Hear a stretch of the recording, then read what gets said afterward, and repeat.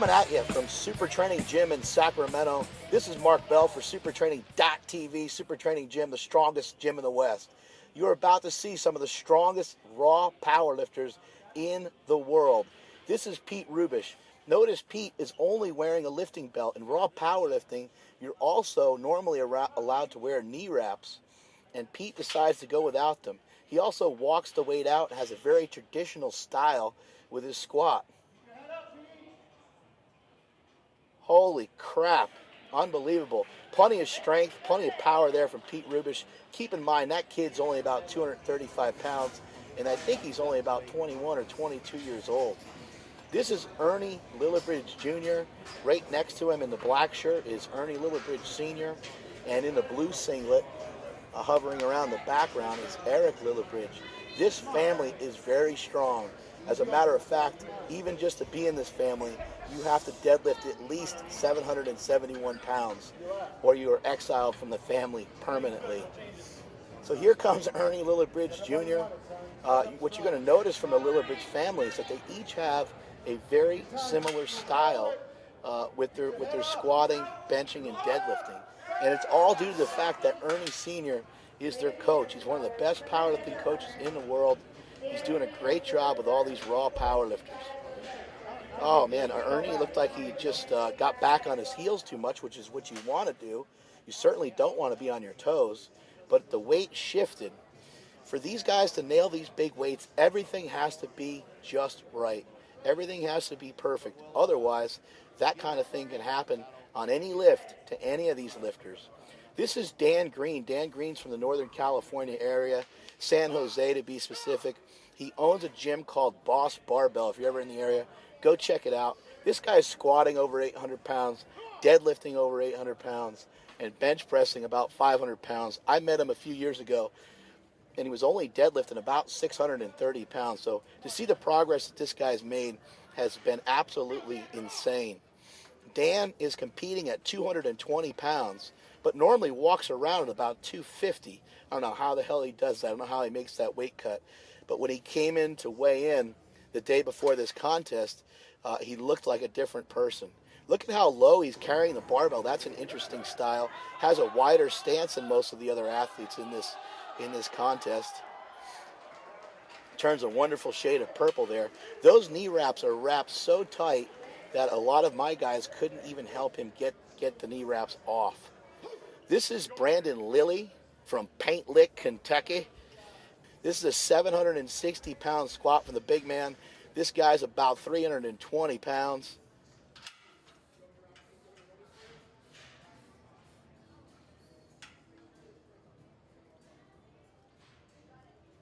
Gets the squat right to about where it needs to be. From the front, it sometimes will appear a little higher. Certainly much, much higher than where Pete Rubish took his squat to. But all you have to do in powerlifting is get your hip lower than your knee. That's all the judges are looking for. We got 3 judges. Got a judge in the front, got 2 judges on the side. And when somebody's going for a big weight, like Eric Lilliebridge is here, it's very difficult for the judges to see because you get more and more spotters you can see.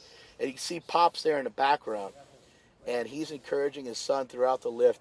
He's actually saying, come on, son, let's do it. I know you can do it. And that must be very encouraging to have such a positive role model and family member right there on the platform with you. Look how long Eric stands up with that bar for, setting himself up. What is he doing there? He's getting his body tight, turning his body into a coil, and then springing that weight back up like it's nothing. That is a professional powerlifter right there, ladies and gentlemen. That is a guy who knows how to get the job done the right way.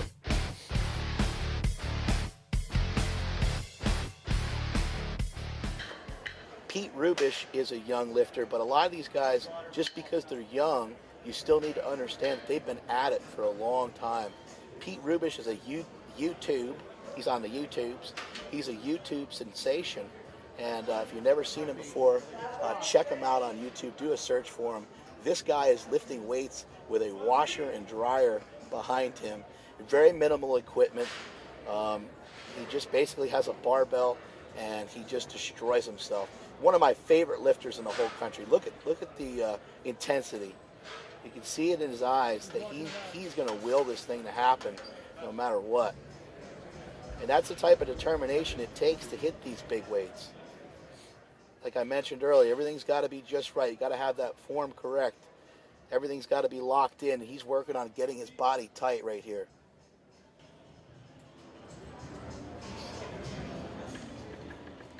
Wow, look at the depth again on that one. He almost touched his ass on the floor there. You're going to notice from almost each lifter that each lifter is trying to force their knees out. That is a style in powerlifting. You're trying to externally rotate the knee. You're trying to force the knee out, and that way you can keep your hips underneath the barbell.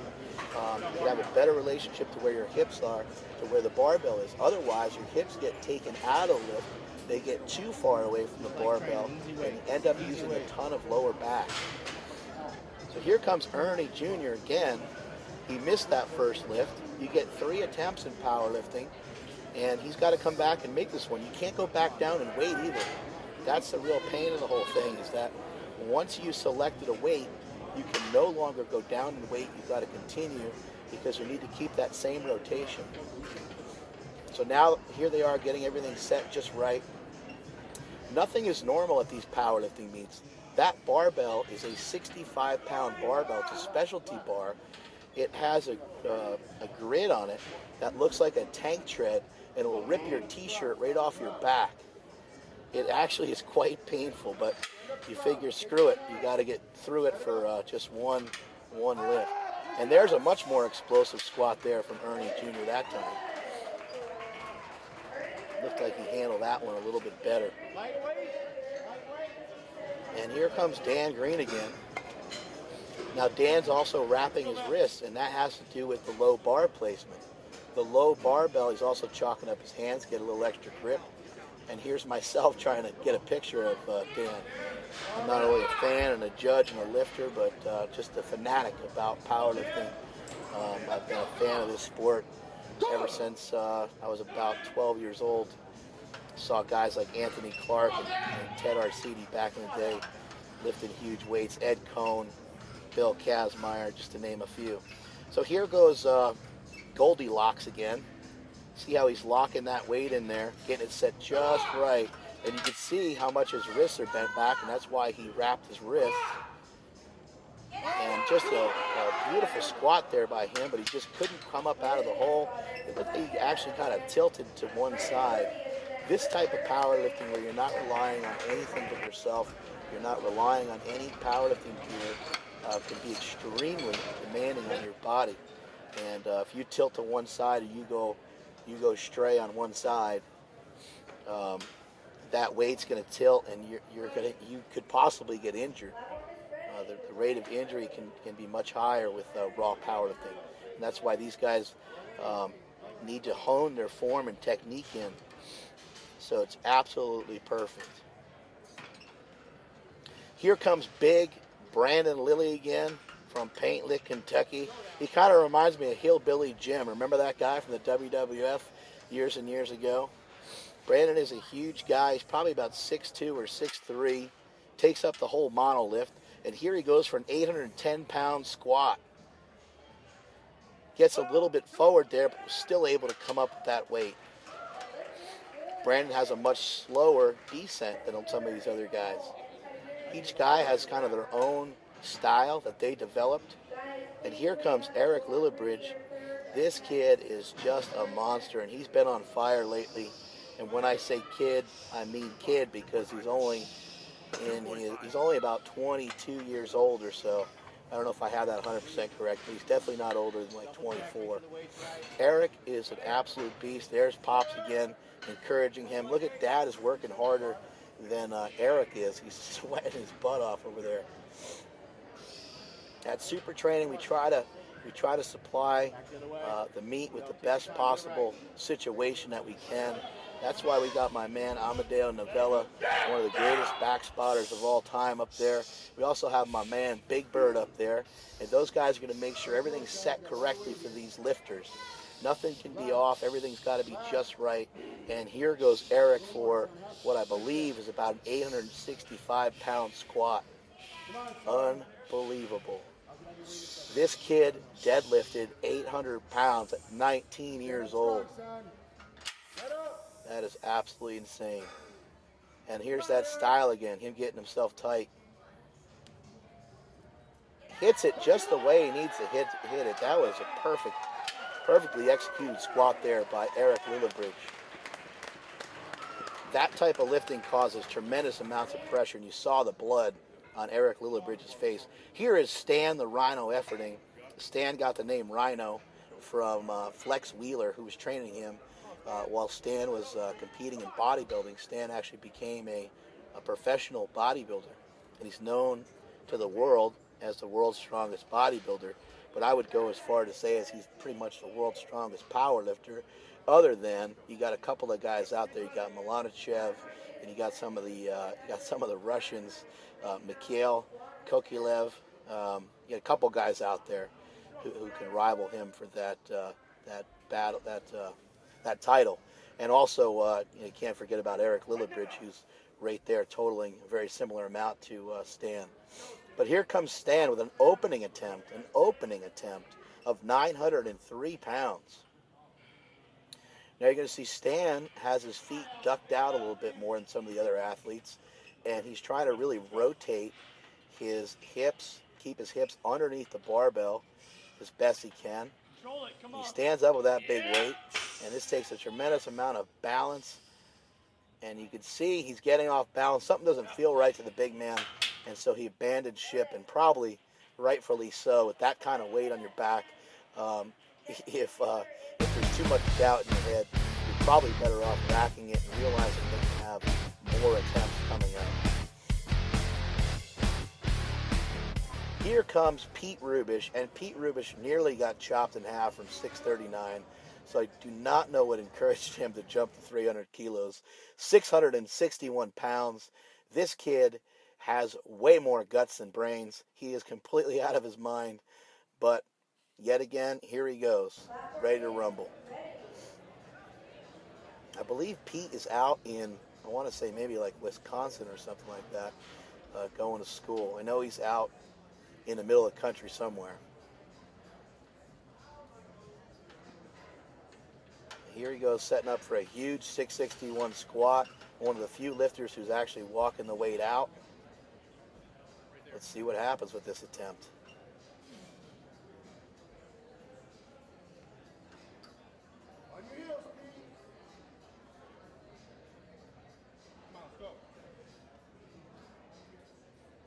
Holy Mother of God. Unbelievable strength, and even more so the intestinal fortitude it took to get that weight up off his back. Unbelievable lift. You can see the intensity. You can see that young Pete Rubish looks like he's got some goosebumps all over his body. He's fired up. He's excited. He's got a lot of adrenaline going. And that's the kind of mindset it's going to take to conquer some of these big weights. Some athletes are different. Some guys like to go up to the bar a little bit calmer than that. Everybody's a little bit different, but you got to get yourself in the right place, in the right frame of mind, if you want to be able to nail big weights. And for some guys, that means just smashing their forehead on the barbell and getting themselves excited. So here comes Ernie Jr. again, attempting a 705 squat now, going a little bit heavier. He's got a fairly close stance, especially considering the way that a lot of the other powerlifters are lifting. Wow, great speed on the descent right there, but just folded him over too much. A little bit more lower back strength, a little bit more ab strength perhaps, and perhaps he can come back and get that lift on another day. I really admire that Lilliebridge family, the way they all stick together and the way they protect themselves. And just the positive energy that comes from that family is outstanding. Here comes Dan Green going for 793.5, 360 kilos. Goldilocks going for another big squat attempt here. This guy came up to Super Training Gym a few months back and hit like a 750 or 760 squat. And it didn't look that great. The lift he did before that, 715 or so, or 705, Didn't look that great either. And he continued to go up, and he ended up blasting up like an 810 squat on that day. It was unbelievable. I don't know how he managed to do that. Also notice here that Dan is wearing Olympic lifting shoes. An Olympic lifting shoe has a raised heel, and it helps get you depth a little bit easier. But not all lifters like it because it kind of forces you on your toes a little bit. Here goes Dan with a huge lift. Whoa. Nearly chopped him right in half and brought him right to the floor. Not really sure exactly what happened there. I've seen Dan lift more than that at Super Training Gym. Seen him put up a little bit more in meat as well, I think. And, who knows what happened on that particular lift, but you're already 3 lifts into it, so these guys are starting to get exhausted. It gets to the point where even though you're only doing 1 repetition, it gets to the point where your legs start to feel a little bit numb, and they're just not underneath you the same way that they normally would be. Here comes the big man once again, the cube inventor, Brandon Lilly, coming up again for another big squat, 826 pounds. Now that 810 was difficult, so he decided to only make a 16-pound jump, and that might have been a smart move. Let's see what happens here.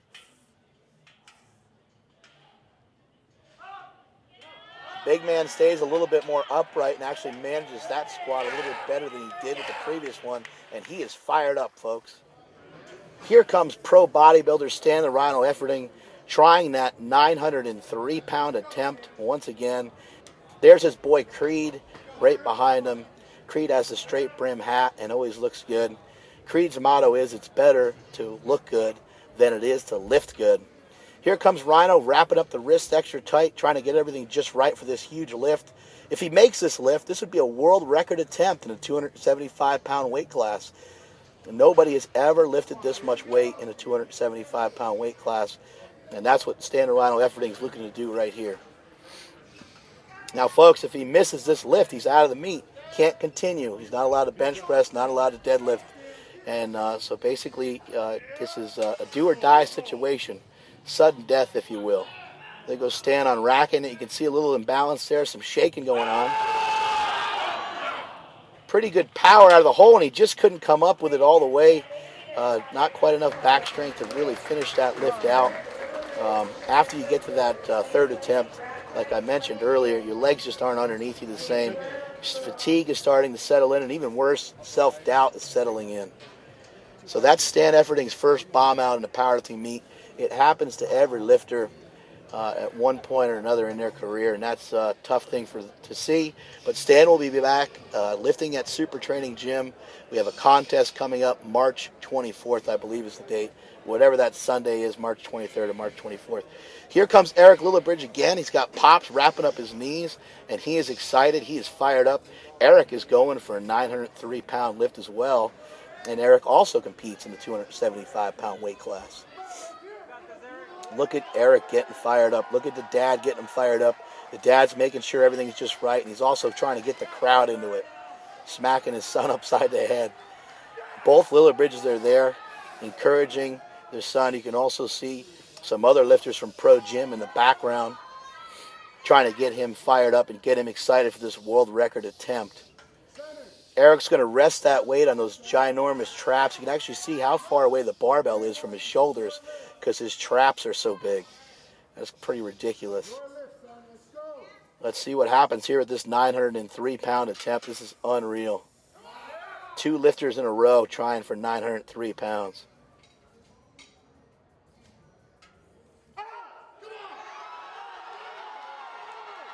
Comes up out of the hole, no problem, but takes a stumble at the top, and that is no lift. You can see the tremendous amount of disappointment on his face, along with a lot of blood dripping down from his nose. The pressure that you feel when you're underneath those lifts cannot be described in any way other than to ever have that same feeling of having those huge weights on your back. Maybe it's the equivalent of being hung over and thrown up in a toilet violently, but that's about it.